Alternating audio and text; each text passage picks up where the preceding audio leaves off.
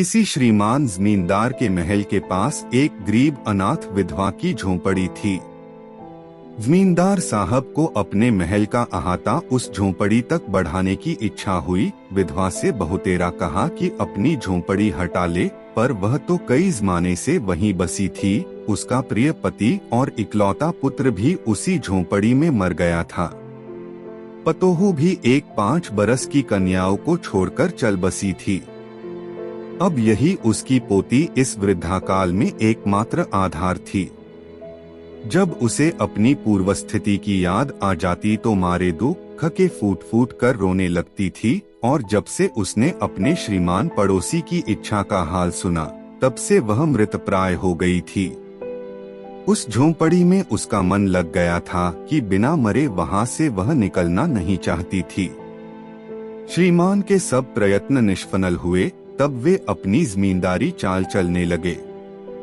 बाल की खाल निकालने वाले वकीलों की थैली गरम कर उन्होंने अदालत से झोंपड़ी पर अपना कब्जान करा लिया और विधवा को वहां से निकाल दिया। बेचारी अनाथ तो थी ही, पास पड़ोस में कहीं जाकर रहने लगी। एक दिन श्रीमान उस झोंपड़ी के आसपास टहल रहे थे और लोगों को काम बतला रहे थे कि वह विधवा हाथ में एक टोकरी लेकर वहां पहुंची।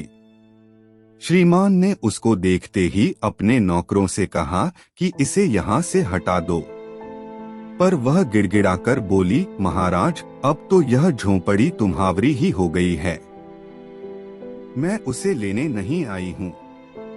महाराज क्षमा करें, तो एक विनती है। जमींदार साहब के सिर हिलाने पर उसने कहा, जब से यह झोंपड़ी छूटी है, तब से मेरी पोती ने खाना पीना छोड़ दिया है। मैंने बहुत कुछ समझाया पर वह एक नहीं मानती। यही कहा करती है कि अपने घर चल, वहीं रोटी खाऊंगी। अब मैंने यह सोचा कि इस झोंपड़ी में से एक टोकरी भर मिट्टी लेकर उसी का चूल्हा बनाकर रोटी पकाऊंगी। इससे भरोसा है कि वह रोटी खाने लगेगी।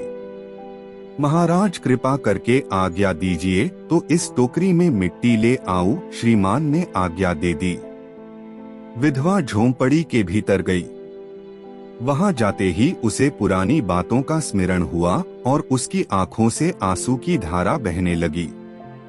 अपने आंतरिक दुख को किसी तरह संभाल कर उसने अपनी टोकरी मिट्टी से भर ली और हाथ से उठाकर बाहर ले आई। फिर हाथ जोड़कर श्रीमान से प्रार्थना करने लगी, महाराज कृपा करके इस टोकरी को जरा हाथ लगाइए जिससे कि मैं उसे अपने सिर पर धर लूं। जमींदार साहब पहले तो बहुत नाराज हुए, पर जब वह बार बार हाथ जोड़ने लगी और पैरों पर गिरने लगी तो उनके मन में कुछ दया आ गई।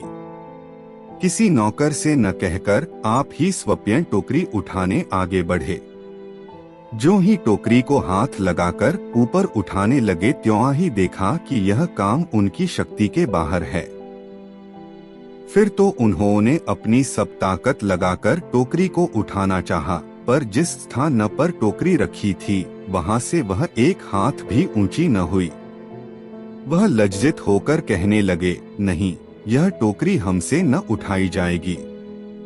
यह सुनकर विधवा ने कहा, महाराज नाराज न हो, आपसे एक टोकरी भर मिट्टी नहीं उठाई जाती और इस झोंपड़ी में तो हजारों टोकरियां मिट्टी पड़ी है। उसका भार आप जन्मस भर क्यों कर उठा सकेंगे? आप ही इस बात पर विचार कीजिए। जमींदार साहब धनमत से गर्वित हो अपना कर्तव्य भूल गए थे, पर विधवा के उपर्युक्तर वचन सुनते ही उनकी आंखें खुल गईं। कृतकर्म का पश्चाताप कर उन्होंने विधवा से क्षमा मांगी और उसकी झोंपड़ी वापस दे दी।